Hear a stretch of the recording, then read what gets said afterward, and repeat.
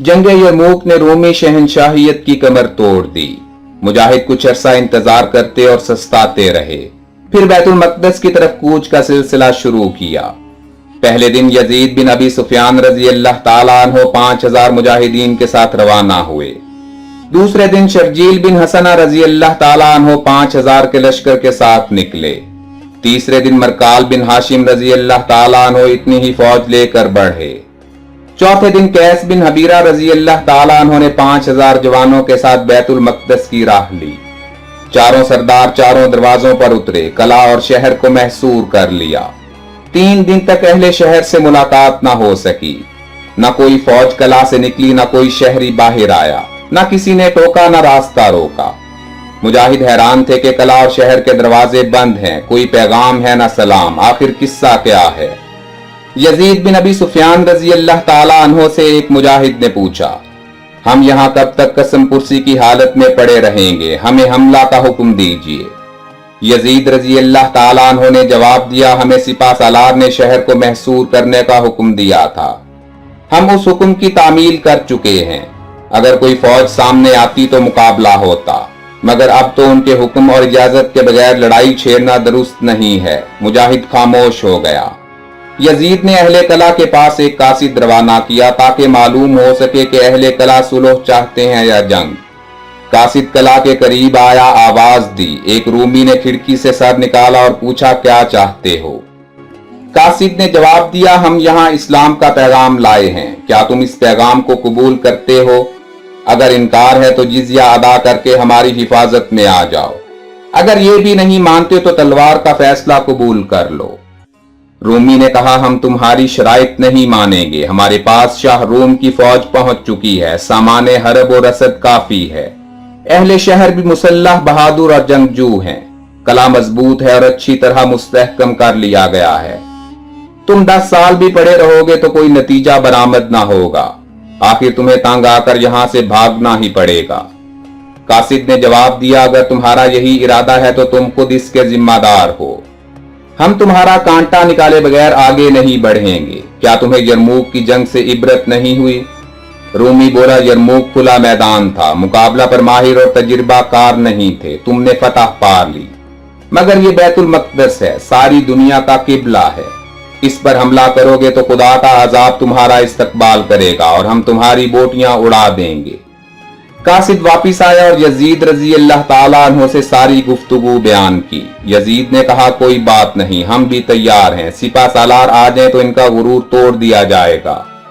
सिपा सालार रजी अल्लाह ताला अन्हो के इंतजार में 10 दिन गुजर गए। मुजाहिद बेताब थे कि सरदार आए और हमले का बिगल बजाएं। बेकारी के बाइस जिंदगी मुजतरिब थी। आखिर 11वें दिन ये कश्मकश खत्म हुई। दूर से गुबार उठा और नारे तकबीर से दश्तो जबल गूंज उठे। सरदार आ पहुंचे, मुसलसल नारा है तकबीर ने इस्तकबाल किया। यजीद रजी अल्लाह ताला अन्हो ने हालात बयान किए। सिपा सालार ने कहा, अगर यही बात है तो कल खुदा का नाम लेकर हमला कर दो। रोमियों ने नारों की गूंज सुनी तो हैरान हुए। हाल दरियाफ्त करने के लिए जासूस निकले और खबर लाए कि इस्लामी लश्कर के सिपा सालार अपना लश्कर लेकर आ पहुंचे हैं। सरदार कला ने कहा, पहले ही मुहासिरीन क्या कम थे कि ये बला भी नाजिल हो गई। मुजायका नहीं, जो कुछ होगा देखा जाएगा। तुम चाको चौबंद रहो, दुश्मन से ना डरो, अपने अपने फराइज मुस्तैदी से अदा करो और खुदावंद यसू मसीह से इल्तजा करो कि वो इस बला को टाल दे। अगले दिन सुबह की नमाज से फारिग होकर मुजाहिदीन ने हमला कर दिया, मगर पत्थरों और तीरों की मुसलसल बारिश ने पेशकदमी रोक दी। शाम तक कोई मुजाहिद कला के करीब न फटक सका। हजरत खालिद रजी अल्लाह ताला अन्हो ने कहा, यूं कला फतह नहीं होगा, कल हम भी तीरों का जवाब तीरों से देंगे। अगले रोज इस बात पर अमल किया गया। यमन के माहिर तीरंदाजों ने कला पर तीरों का मिह बरसा दिया। बहुत से रोमी तीरों का निशाना बने। जरार रजी अल्लाह ताला अन्हो ने नेजा फेंका और कमान पर हाथ रख लिया। कला के बड़े बुर्ज पर रोमी अलमबरदार खड़ा देखा। बिस्मिल्लाह पढ़कर तीर चलाया, जो अलमबरदार के सीने को छेद कर निकल गया। अलमबरदार गिरा और झंडा जमीन बोस हो गया। कला में शोर बुलंद हुआ और लश्कर इस्लाम से खुशी के नारे गूंजे। पूरे 4 माह इसी मशक में गुजर गए। रोमियों की तादाद घटने लगी और उनके दिल डूबने लगे। वो सरदारे कला के पास गए और कहा, यह लड़ाई तो हमें आहिस्ता आहिस्ता खत्म कर देगी। अब शहंशाह से कुमक की उम्मीद फजूल है, अरबों से सुलह कर लेना ही बेहतर है, वरना एक दिन आएगा कि हमारा नामो निशान तक मिट जाएगा और हमारे बीवी बच्चे अरबों की लौंडियां और गुलाम बन जाएंगे। हमने सुना है कि अरब अपने वादे के पक्के और कौल के सच्चे हैं। जिन शहरों ने उनसे सुलह कर ली है वो मजे से जिंदगी गुजार रहे हैं। मुसलमान उनसे सिर्फ जिजिया लेते हैं और उनके किसी काम में दखल नहीं देते, राहिबों को तंग नहीं करते और खानकाहों को नुकसान नहीं पहुंचाते, ना ही वो किसी की मजहबी रसूम में मुदाखलत करते हैं। सरदारे कला ने जवाब दिया, पादरी लॉर्ड से इसके मुतालिक पूछो, जो वो हुक्म दें हम उस पर कारबंद होंगे। अगर लड़ने का हुक्म देंगे तो हम आखिरी दम तक लड़ेंगे, अगर सुलह की इजाजत देंगे तो हम सुलह कर लेंगे। अहले कला और अहले शहर लाट पादरी के हुजूर गए और उसे तमाम हालात से आगाह किया। लाट पादरी ने कहा, यह बैतुल मक़दस है, कोई आम शहर नहीं। हम इस सूरत में हथियार डालेंगे कि उनका खलीफा यहां आए, क्योंकि फातिह बैतुल मक़दस के कुछ खास निशानात हैं। अगर खलीफा में ये निशानात मौजूद हुए तो हमें सुलह करने में कोई दिक्कत नहीं होगी। सरदारे कला ने लाट पादरी के हुक्म पर सर झुका दिया। सिपा सालारे इस्लाम को पैगाम भेजा कि सुलह इसी सूरत में मुमकिन है कि हजरत खलीफा सानी खुद बैतुल मक़दस तशरीफ लाएं। पैगाम सुनकर हजरत सिपा सालार ने अपने सरदारों से मशवरा किया। हजरत खालिद और अब्दुर्रहमान बिन अबी बकर रजी अल्लाह अन्हुमा ने कहा, अगर इस तरह सुलह मुमकिन है तो आप हजरत खलीफा रजी अल्लाह ताला अन्हो को जरूर बुलवाएं, ताकि खून रेजी खत्म हो सके और हम कोई और काम कर सकें। फिर मुद्दत से उनकी ज़ियारत भी नहीं हुई, इसी बहाने उनसे मिल लेंगे। सिपा सालार ने खत लिखा और मैसरा बिन मसरूक रजी अल्लाह अन्हो के हवाले किया। उन्हें ताकीद की कि जल्द अज जल्द मदीना पहुंचे। उन्होंने तेज रफ्तार ऊंटनी ली और सवार होकर मदीना को चल दिए। हजरत खलीफा सानी की खिदमत में पहुंचे, खत पेश किया और जवाब का इंतजार करने लगे। हजरत खलीफा सानी रजी अल्लाह अन्हो ने मजलिस मुशावरत बुलाई। बाज असहाब ने राय दी कि इतने बड़े सफर की क्या जरूरत है, अहले कला तंग आ चुके हैं, कब तक अड़ेंगे। लेकिन हजरत अली रजी अल्लाह अन्हो ने कहा, आप जरूर तशरीफ ले जाएं। एक तो काबा अव्वल की जियारत कर सकेंगे, दूसरे लश्कर के हालात बचश में खुद मुलाहिजा फरमाएंगे और उनकी रहनुमाई करेंगे, तीसरे मुसलमान आपकी जियारत से मुशर्रफ हो सकेंगे। हजरत खलीफा सानी ने इस राय को पसंद किया। मैसरा को खत का जवाब लिख कर दे दिया और फरमाया, जल्द पहुंचो, मैं भी तुम्हारे पीछे पीछे आ रहा हूं।